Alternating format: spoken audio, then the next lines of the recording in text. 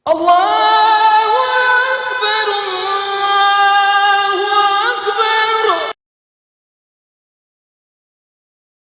Nabi SAW pesan pada Jabir, dah, jangan kamu balik pada waktu malam, untuk memberi peluang kepada isteri tadi, dah. Maknanya kalau kamu tiba pada waktu pagi, dah, anak-anak yang ada berkeliaran di kawasan masjid ni, dia dapat memberitahu kepada isteri kamu yang berada di rumah, maka budak-budak isteri tadi dapat memperapikan diri dia. Assalamualaikum warahmatullahi wabarakatuh. Bismillahirrahmanirrahim. Alhamdulillahi rabbil alamin. Wassalatu wassalamu ala ashrafil anbiya'i wal mursalin, nabiyina Muhammad wa ala alihi wa sahbihi ajma'in. Allahumma alimna ma yanfa'una wanfa'na bima 'allamtana. Allahumma faqqihna fid din wa 'allimna at-ta'wil wa zidna 'ilman ya rabbal alamin. Rabbi shrah li sadri wa yassir li amri wa hlul 'uqdatam min lisani yafqahu qawli. Subhanaka la ilma lana illa ma 'allamtana innaka antal alimul hakim wa la hawla wa la quwata illa billah. Alhamdulillah, syukur kita pada Allah SWT dengan limpah rahmatnya. Malam ni kita sambung lagi hadis daripada kitab Al-Lu'lu' wal Marjan. Masih lagi hadis mengahwini gadis, hadis Jabir, hadis 932. Hadis Jabir bin Abdullah radhiyallahu anhuma qala kuntu ma'an nabi sallallahu alaihi wasallam fi ghazatin fa abta'a bi jamali wa a'ya fa ata alayya an-nabiy sallallahu alaihi wasallam fa qala ya Jabir fa qultu na'am qala ma sya'nuka qultu abta'a alayya jamali wa a'ya fa takhallaftu فنزل يحجنه بمحجنه ثم قال اركب.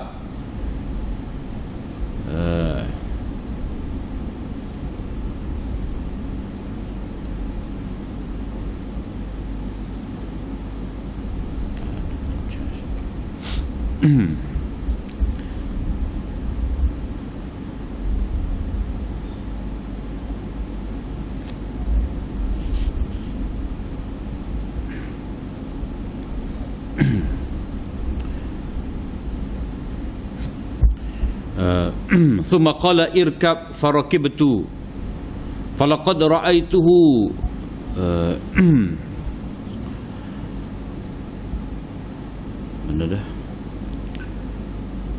فركبت فلقد رأيته أكفه عن رسول الله صلى الله عليه وسلم قال تزوجت قلت نعم قال بكرا أم ثيبا قلت بل ثيبا قال أفلا جارية تلاعبها وتلاعبك قلت إن لي أخوات فأحببت أن أتزوج امرأة تجمعهن وتمشطهن وتقوم عليهن قال أما إنك قادم فإذا قدمت فالكيس الكيس ثم قال أتبع جملك قلت نعم فاشتراه مني بأوقية ثم قدم رسول الله صلى الله عليه وسلم قبلي وقدمت بالغداة فجئنا إلى المسجد فوجدته على باب المسجد قال الآن قدمت قلت نعم قال فدع جملك فادخل فصلي ركعتين فدخلت فصليت فأمر بلالا أن يزن له أوقية فوزن لي بلال فأرجح في الميزان فانطلقت حتى وليت فقال ادعوا لي جابرا قلت الآن يرد علي الجمل ولم يكن شيء أبغض إلي منه قال خذ جملك ولك ثمنه.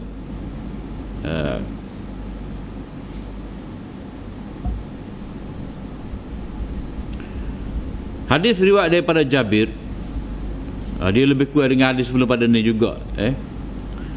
Katanya aku bersama dengan Nabi SAW dalam peperangan. Kita sebut peperangan di sini, kita bincang pada minggu yang lepas. itu adalah peperangan Tabuk. Ada juga ulama yang mengatakan bahawa ini dalam peperangan Zatul Riqa'.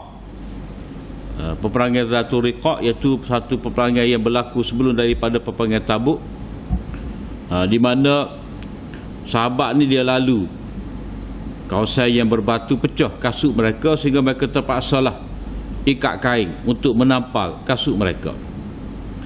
Jadi aku bersama dengan Nabi SAW dalam satu peperangan ni, cerita ala balik. Fa'abtala bi jamali wa a'ya, unta aku ni lambat membawa aku dan dia telah penat. Maknanya perjalanan itu jauh, unta dia pun tak apa cekak dah. Maka datang Nabi SAW menemui aku dan dia berkata, wahai Jabir. Dia panggil Jabir. Aku berkata, ya wahai Rasulullah. Nabi SAW bertanya, ma sya'nuka, apa hal dengan kamu ni? Maka aku pun berkata, kata Jabir, unta ni dia melambatkan aku dan dia telah penat, maka aku ketinggalan di belakang. Mana orang lain pada depan belakang dah, aku je duduk belakang kerana unta aku ni yang telah kepenatan. Maka Nabi SAW dia pun turun dan dia cucuk. Dia cucuk unta tadi dengan tongkat dia. Jadi Nabi ni dia ada tongkat lah, mihjan. Mihjan ni cadar-cadar kalau Nabi nak buat air, Nabi akan pelembut ke tanah, pasir, tanah lah biasanya, supaya buat air tu tanah tu lembut, jadi dia tak memecik. Mana seseorang tu dalam bab ni dia kena memastikan bila dia buat air tu tak memecik. Antara caranya guna mihjan ni lah, tongkat ni dia pelembut ke tanah untuk buat air. Kemudian Nabi SAW kata, irkab, naiklah semula unta kamu ni. Aku pun naik. Falaqad ra'aituhu, aku masih lagi ingat, maknanya sekarang ni aku nampak aku ni menahan unta ni daripada Nabi SAW. Jadi nak pergi. Jadi kalau kata kita pikak mata sula, cakap nak lacak lagi. Jadi Nabi SAW dengan berkat ataupun dengan doa dia, dia cucuk unta tu tadi, sehingga unta tu dapat ada kekuatan. Maknanya hak penat tadi tak ada dah unta tadi. Kemudian Rasulullah SAW bertanya kepada aku, apakah engkau telah berkahwin? Mana nampak lorak ni, ada tadi aku duduk merunguk unta ni menyebabkan dia lambat, patuhan ni nampak nak cepat pula ni. Jadi dia kata, ya saya telah berkahwin wahai Rasulullah. Nabi tanya, gadis ataupun janda? Aku berkata sebenarnya janda. Jadi Nabi pun tanya, mengapa tidak kamu mengawini seorang gadis yang mana kamu dapat bergurau senda dengannya dan dia dapat bergurau senda dengan engkau? Mana taing angin kamu molek, kamu gurau dengan dia, dah taing dia angin molek, dia gurau pula dengan kamu. Jadi jawab Jabir, aku ni mempunyai beberapa adik-beradik perempuan.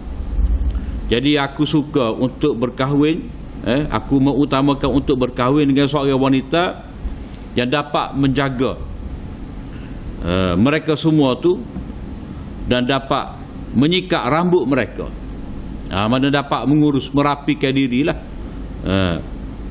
Kalau lok gitu rambut tak terurus. Wa taqumu alaihi, dan dapat mengurus keperluan mereka, nak masak, nak ajar gotu ni apa semua.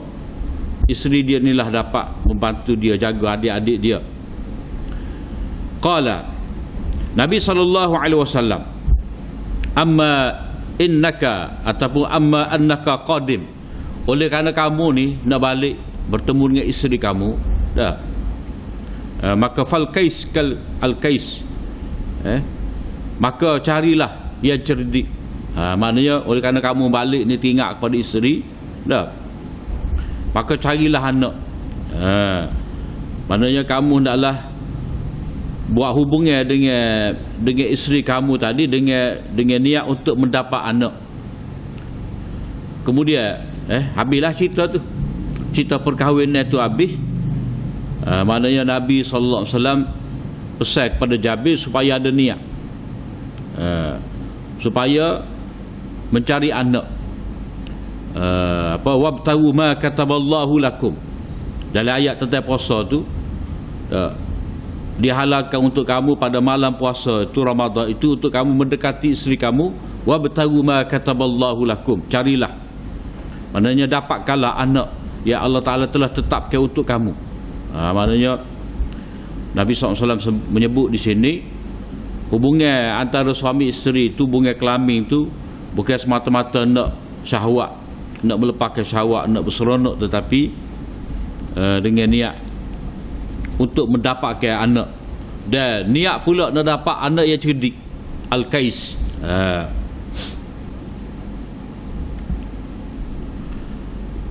Kemudian al-kais ni maknanya kalau nak dapat anak kan, maknanya dua-dua tu dalam keadaan yang terurus molek lah. Kalau seorang tu mari dengan mecok, waktu tu nak dengan tak nak layak, dia mungkin akan mempengaruhi. Boleh anak tetapi ada pengaruh tertentu. Kemudian Nabi SAW bersabda, tidak mahukah engkau menjual untuk engkau ni? Mana utah ni utah hak menyebabkan engkau merungut tadi, lambat membawa engkau pulang. Nabi tanya, kamu nak jual ke? Fashtarahu min bi'ukiyah. Dia kata nak jual, dan dia pun nak belilah. Nabi SAW beli dengan membayar beberapa ukiyah. Beberapa ukiyah ni maknanya kira duit dinar pada waktu tu.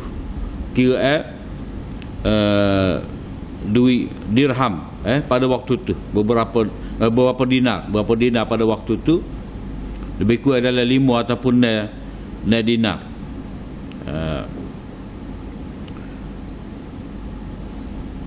Kemudian Nabi SAW tiba sebelum daripada aku. Dan aku tiba pada waktu pagi. Dan kami pun pergi ke masjid. Kami pergi ke masjid seperti kita sebut tadilah. Kita sebut pada minggu yang lalu. Nabi SAW pesan pada Jabir, jangan kamu balik pada waktu malam.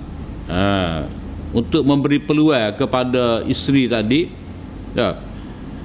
Maknanya kalau kamu tiba pada waktu pagi, anak-anak ada berkeliaran di kawasan masjid ni, dia dapat memberitahu kepada isteri kamu yang berada di rumah.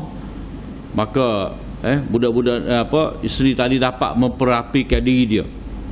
Dia guna besi menyikat rambut dia. Manakala dia pulang pada waktu malam, ketuk pintu ngejut dalam keadaan rumah entah macam mana, isteri entah macam mana. Jadi itu menyebabkan cerita lain pula.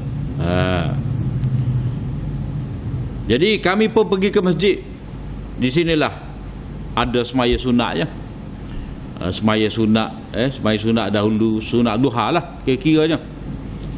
Sunat duha. Dan di situlah apabila balik daripada musafir, bila balik daripada peperangan ni, pakat tanya khabar lah di situ. Bila dengar tentera balik dah. Jadi hak mana hak ada yang berjaga di Madinah pada waktu tu menyambut mereka di masjid, kecek tanya khabar. Jadi budak-budak ada tu lah dia akan berteriak oyak kepada ibu masing-masing, ayah balik. Itu komunikasi pada waktu tersebut. Kemudian aku dapati Nabi SAW berada di pintu masjid. Kemudian Nabi pun tanya, baru siapa kau? Ala'ana qadimta? Baru siapa? Aku berkata ya. Maka Nabi SAW kata, biarkan unta engkau. Mana duduk sini unta kamu. Kau cara unta kamu duduk sini. Dan masuklah dalam masjid semaya 2 rakaat. Jadi Nabi tidak menamakan semaya gapo ni. Tapi oleh kerana waktu ni waktu pagi, semaya duha lah munasabahnya. Dalam riwayat lain ada dinyatakan bahawa Bila Nabi tanya nak beli unta daripada Jabir, Jabir bersetuju dan Jabir buat syarat. Jabir buat syarat iaitu beli beli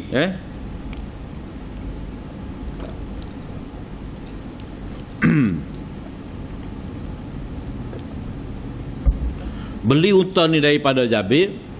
Jabir buat syarat, aku nak naik dulu kereta nak naik dulu unta ni sapa ke Madinah. Dia buat syarat. Jadi Nabi pun setujulah. Maknanya kalau macam konteks kita ni, kita beli kereta, kita jual kereta kita, kita jual kereta kita.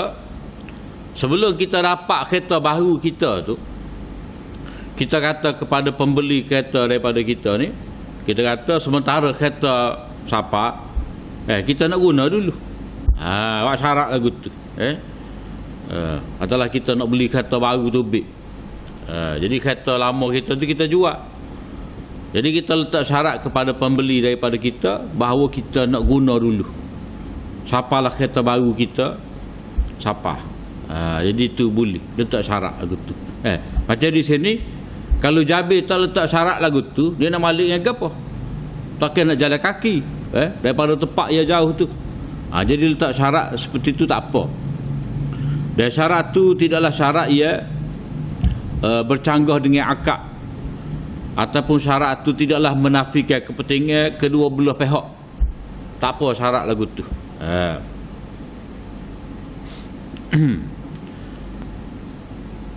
Jadi aku pun masuk dalam masjid, aku pun semaya seperti mana diarahkan oleh Nabi tadi. Maka Nabi SAW memerintahkan kepada Bilal supaya menimbang untuk Jabir ni beberapa ukiyah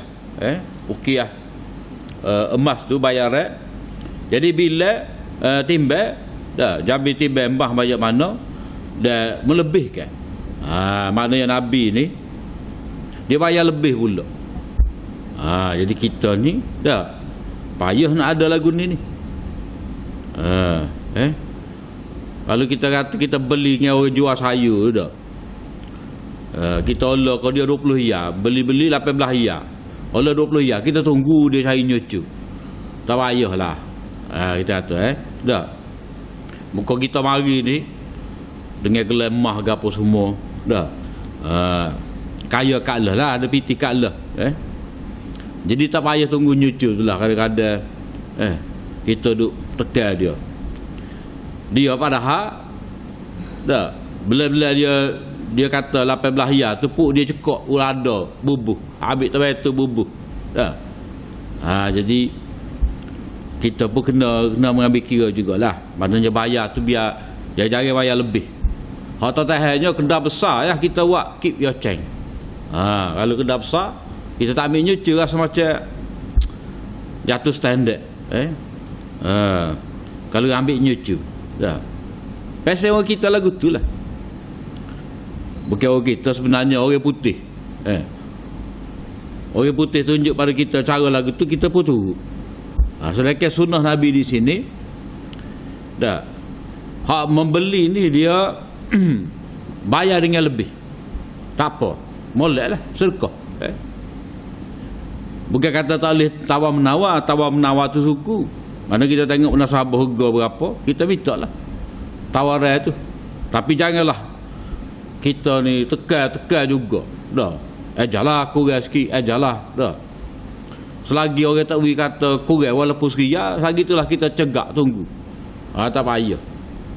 Tak payah. Maknanya kita kena orang kata musahamah. Musahamah maknanya mudah kira. Orang mukmin ni dia mudah kira ketika dia membeli, ketika dia menjual, ketika dia minta hutang, ketika dia menuntut hutang daripada orang berhutang daripada dia tu, dia berlapis dada, mudah kira. Mana kalau tu kata banyak ni yang ada boleh bayar bulan ni dah, kita pun kata tak apalah. Jadi kadang-kadang macam orang ada rumah sewa banyak dah. Orang nyewa tu kadang-kadang orang tak memang kita tahu dah. Kalau boleh kadang-kadang kita bagi, contohnya bulan puasa dah, bulan puasa hak sewa skalanya 300 dah. Kita pun berilah kurang sikit 250 ke, bagi kebajikan kita, tolong meringankan kita, meringankan beban. Maknanya boleh kita ambil peluang bersedekah dengan cara tu. Kita tidak ambil bayaran sepenuhnya, ataupun dia bagi pada kita tu dah, dia bagi bayaran sewa rumah pada kita tu, kita tengok anak dia tu, kita pun bagilah 10 riyal seorang ke. Tu cara dia. Maknanya peluang kita nak buat kebaikan tu banyak. Tidak semestinya kita buh dalam tabung masjid, tabung kau tu, tabung kau ni. Kadang-kadang dengan orang yang berusaha dengan kita, sama juga macam kita bagi bonus lah kepada pekerja kita jaga-jaga. Jadi kita ni ada orang panggil tasamuh, musahamah, berlapis dada. Jadi Nabi bayar lebih, timbang mah tu lebih, tak apa. Tapi janganlah kita bersetuju dengan harga jualan tu, kita kata jual kambing setuju dengan harga 350. Bila bayar tu bayar dengan 340, tak boleh. Tapi kalau kita lepas pada kita setuju jual tu dah, pembeli tu nak bayar apa, kita setuju nak beli dah dengan harga 300 tu, kita bayar tu 380, tak apa, molek lagi. Kadang dia atas kambing rumah kita, ataupun macam COD kan, orang mayata, budak-budak mayata COD pada kita, rega bagai tu berapa ya, 38 ya dah. Metai kata nyucu, tak payah ambil lah Pak Minai. Ada sia juga dengan dia akak bagi mari kaluk apa semua tu. Jadi kita berlapis dada. Kemudian fantalaqtu, aku pun pergi sehingga aku berpaling. Maka Nabi kata, panggil untuk aku Jabir, panggil Jabir sini, mari jumpa aku. Qultu al-ana yaruddu alayya al-jamal. Sekarang ni dah Nabi SAW memulangkan kepada aku unta ni. Jadi Nabi bayar dengan bayar lebih dah. Tiba-tiba Nabi kata atas balik unta kepada Jabir ni. Mana Nabi bagi pula kepada Jabir unta tadi, kekal sebagai milik dia. Jadi maknanya di sini Nabi buat jual beli dengan Jabir, nak beli unta, setuju dengan satu harga. Lepas tu beri peluang kepada Jabir untuk naik sampai ke Madinah. Itu satu kebajikan dah. Kemudian bayar dengan lebih. Kemudian atas balik barang tu, dia tak ambil duit, tak ambil emas tu. Mana itu Nabi SAW bersedekah untuk Jabir. Itu akhlak Nabi dengan sahabat dia. Mana cara dia tu, kita nak kata berbayar pak dah. Bukan kata ambil lah pitih ni kamu sedekah, tak.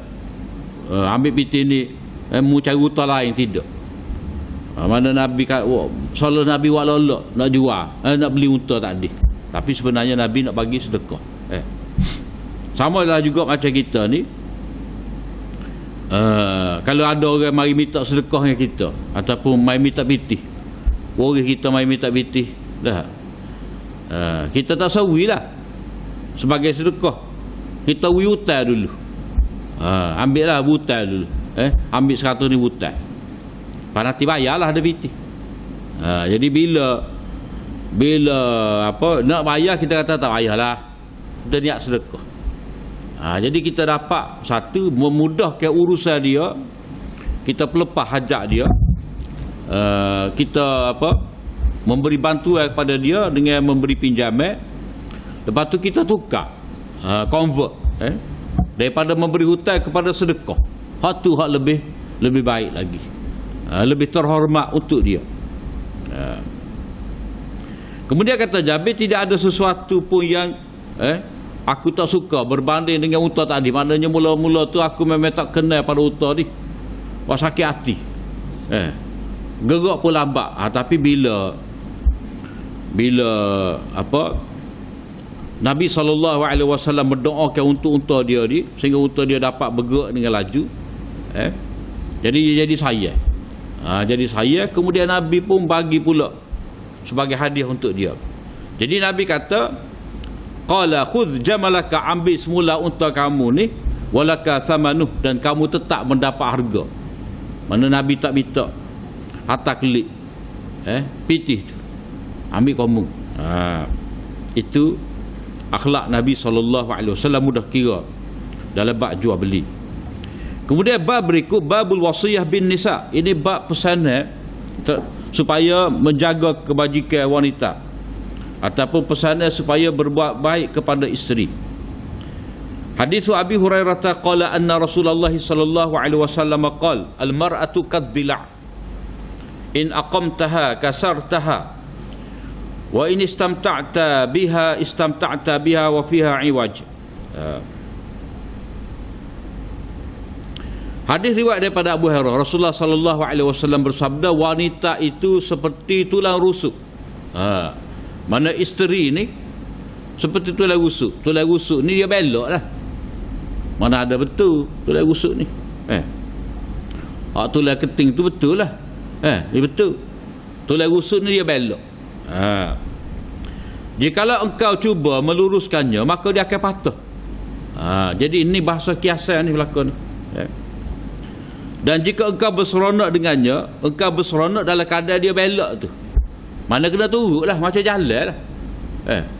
Jalan ni kalau kita nak sterik, dah kena lalu kot jalan sterik, lalu kot highway, tapi ingat tu. Tapi kalau kita nak main jalan, nak kona, nak zigzag, dah carilah jalan hok belok tu, segar sikit. Maknanya kita kena pandai main angin. Jangan main buah kita je. Maknanya kita kena layan wanita tadi. Oleh kerana tabiat dia tu seperti tulang rusuk yang bengkok, maka kita pun kena buat belok juga. Jangan buat main buah kita straight saja, tak boleh. Dia akan patah. Jadi kita kena turut kehendak dia juga. Kalau dia kata boleh dah nak tukar lasik, dah tukar sopa ke apa, kena dengar lah buah dia tu kadang-kadang. Tapi kalau kita dengar sama buah dia, pak kita belok. Jadi sebab itulah dia kena pandai main angin. Dah. Kalau lock belakang, jadi kau belok dia boleh jadi. Kau belok. Jadi kita nak betul tak boleh. Jadi kena pandai. Jadi hadis ni cerita kepada kita cara melayani wanita dan tidak boleh berkeras. Kalau berkeras dia patah. Dia patah, maknanya patah hati, kecewa. Dia pedal perasaan. Dan setengah orang dia faham hadis ni kejadian wanita ni, yakni Hawa daripada tulang rusuk, tak tepat. Tak tepat. Kerana hadis ni jelas menyebut pada kita al-mar'atu kadh-dhila', wanita seperti tulang rusuk. Bukan kata wanita tu dicipta daripada tulang rusuk, tidak. Itu hadis ni. Hadis satu lagi lebih kurang lagu tu juga, cuma dengan lebih detail. Hadis Abi Hurairah tani Nabi sallallahu alaihi wasallam qala, man kana yu'minu billahi wal yawmil akhir fala yu'zi jarah wastausu bin nisa'i khaira fa innahunna khuliqna min dhila' wa inna awaja shay'in fi dhila' a'lahu fa in dhahabta tuqimuhu kasartah wa in taraktahu lam yazal a'waj fastausu bin nisa'i khaira. Sesiapa yang beriman dengan Allah Ta'ala dan hari akhirat, maka janganlah dia mengganggu jirannya. Jangan buat bala dengan jiran. Kita bakar tayar, bakar plastik ke apa semua dah. Tengah hari pula tu, tanya orang makan nasi. Ataupun pukul 11 malam dekat nak tidur, kita bakar sampah. Lemah kawan ni. Tak boleh. Jangan menyakiti jiran kita. Jangan mengata macam-macam lah. Jadi ini kita baca dah bahagian hadis ni dalam Kitabul Iman hari itu. Kemudian hak kandungnya berkait dengan hadis sebelum pada ni, wastausu bin nisa'i khaira, jagalah wanita itu dengan sebaik-baiknya. Aku pesan kepada kamu supaya menjaga wanita dengan sebaik-baiknya. Maknanya wa'ashiruhunna bil ma'ruf, layanilah mereka dengan baik. Maknanya sempurnakanlah nafkah untuk dia, makan, minum, pakaian apa semua. Tak kecek dengan dia tu dengan lemah lembut. Bui peluang dia nak jumpa adik-beradik dia, mak ayah dia, sayang dia, apa semua. Tu semua dalam bab melayani dia. Tak, dia nak makan gapo. Kita kena jaga molek. Kerana mereka itu dicipta dari jenis tulang rusuk. Jadi min dilak di sini dalam perbahasan pensyarah hadis, dia tak kata wanita-wanita ni dicipta daripada tulang rusuk. Sebab min di sini min jinsiyah, daripada jenis tulang rusuk. Jenis tulang rusuk lagi mana belok. Jadi kalau kata wanita tu diciptakan daripada tulang rusuk tu lelaki pula tu, itu tak logik. Sebab wanita ni dia diciptakan daripada ibu dia, daripada ayah dia, bukan daripada tu lelaki. Jadi Nabi sebut di sini wanita-wanita ni dicipta dari jenis tulang rusuk. Sebab kalau kita nak kata ini merujuk pada Hawa, tidak. Kalau kata Hawa tu dicipta daripada tulang rusuk Nabi Adam, seperti hak masyhur, itu sebenarnya riwayat Israiliyat. Kalau ikut riwayat Israiliyat dalam Bible, dalam Taurat, dia kata Hawa ni diciptakan daripada tulang rusuk Nabi Adam, hak bawah sekali, sebelah kiri. Jadi seolah-olah di sini Adam tu dia berkahwin dengan jenis dia juga, daripada kejadian dia juga. Itu tidak tepat. Sebab dalam hadis ni dan juga dalam ayat Al-Quran, dia tidak menyebut dengan jelas, dengan spesifik kejadian Hawa tu daripada tulang rusuk Adam. Ada. Hak adanya Hawa tu diciptakan daripada jenis Adam juga. Maknanya kalau Adam itu diciptakan daripada tanah, Hawa pun lagu tu jugalah. Sebab min tu daripada jenis yang sama, min nafsin wahidah, daripada jenis yang sama. Kalau Adam itu daripada tanah, maka Hawa pun daripada tanah. Hak riwayat kata Hawa tu daripada tulang rusuk Adam, itu tidak sahih. Sebab dalam hadis-hadis yang sahih tidak menyebut Hawa tu, menyebut wanita-wanita diciptakan dari jenis tulang rusuk. Jenis tulang rusuk tu maknanya jenis bengkok. Jadi hadis ni dia lebih kepada metafora lah. Hadis sebagai tasbih, perumpamaan. Maknanya wanita, isteri-isteri kamu ni seperti tulang rusuk yang belok. Jadi bila dia belok, kamu kalau kamu cuba nak betul, tak akan jadi betul. Dan Nabi kata hak paling belok sekali bagi atas. Dah. Mana seolah-olah isyarat hak paling belok ni hak paling kaya ke, paling comel ke, hak paling berkedudukan, hak itulah hak paling belok sekali. Maknanya kamu kena lagilah kamu kena pandai melayani dia. Jadi kalau kamu cuba nak meluruskannya, dah, nak betul ya ke patah. Kena biarnya belok gitulah. Tetapi kalau kamu biarkan, dia akan terus menerus dengan belok, kamu belok juga. Maka dengan sebab itulah hendaklah kamu layani wanita dengan sebaik-baiknya. Maknanya kena berlemah lembut dengan mereka, buat baik, bersabar dengan sikap mereka tu. Macam kalau dia main bulan, dak dia angin lebih sikit ke gapo semua, dak dia main nengung. Jadi kita kena fahamlah jiwa dia tu. Kena mari seguguk ke gapo ke, dak. Ataupun dia adalah penak dia tu mengurus rumah tangga, dia lah basuh, masak, jemur kain gapo semua, lipat kain dia berlaku. Jadi kita pun kena faham juga. Jangan kata nak kita je. Tak boleh. Jadi Nabi kata, terimalah wasiat daripada aku ni dah berhubung dengan wanita, mana kamu kena jaga. Kena jaga, kena bersabar, kena pandai melayani mereka.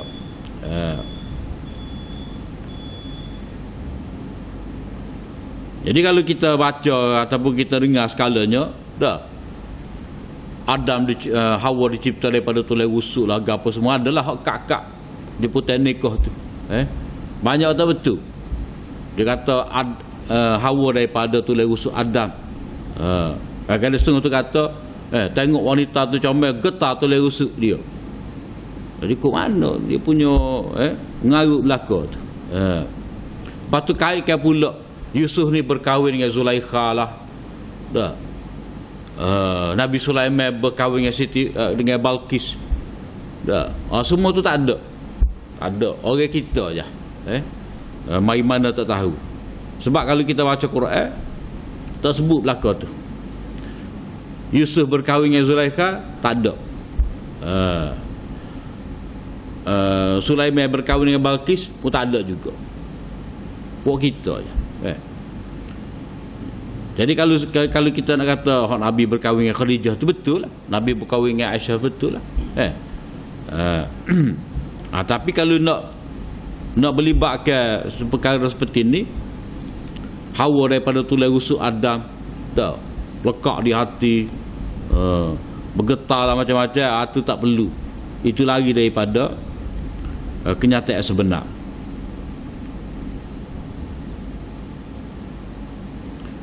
Kemudian di sini ada disebutkan dalam syarah ni, dia kata seolah-olah Nabi sallallahu alaihi wasallam menyatakan bahawa kita tidak dapat istimta', maknanya kita tidak dapat bersenda gurau, kita tidak dapat berseronok dengan isteri ni, melainkan kita kena sabar. Maknanya kalau kita nak kerukunan, ketenteraman, kasih sayang dengan isteri ni, mana kita kena terima dia tu dalam keadaan belok. Kena sabar lagu tu. Sebab itulah dalam hadis yang lain Nabi SAW kata dalam hadis Muslim, la yafruku mu'minun mu'minatan. Janganlah seorang mukmin itu, seorang lelaki itu membenci isteri dia. Sebab kalau dia apa, inkariha minha syai'a, kalau dia tak suka kepada isteri dia pada satu perkara, mungkin dia akan suka pada perkara lain. Maknanya apa? Kadang-kadang kita tak puas hati dengan isteri kita ni, tak comel lah, dah gemuk lah, tapi masak dia sedap. Dah tak gerak kalau bini tu cara nak make up, janguk, selim ke apa semua, tapi kita makan lecah macam. Dah. Jadi kita kena terima seadanya. Lepas tu kalau dia balas kita pula, dah parut pula kita kena.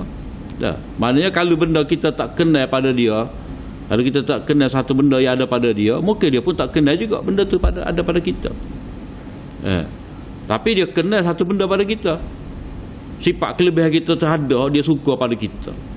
Sebab itulah dia boleh terima kita. Maka kita pun lagu tu juga. Nabi kata, jangan orang mukmin itu, mana janganlah suami itu membenci isteri kerana satu perkara, boleh jadi dia tak suka benda ni, tapi ada benda lain yang dia suka.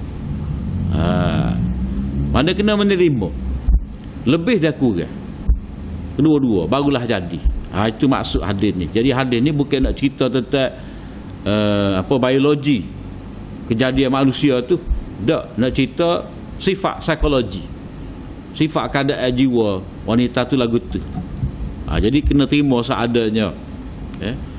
Sama ada suami menerima seadanya isteri pun lagu tu juga lah kena menerima seadanya suami dia tu. Kemudian kita ada sehadis lagi hadis. Ini kita sambung pada minggu akan datang lah. Setakat itulah apa yang baik dari Allah SWT, salah dan silap daripada kelemahan diri hamba. Aku li qauli hadza wa astaghfirullah li wa lakum. Assalamualaikum warahmatullahi wabarakatuh.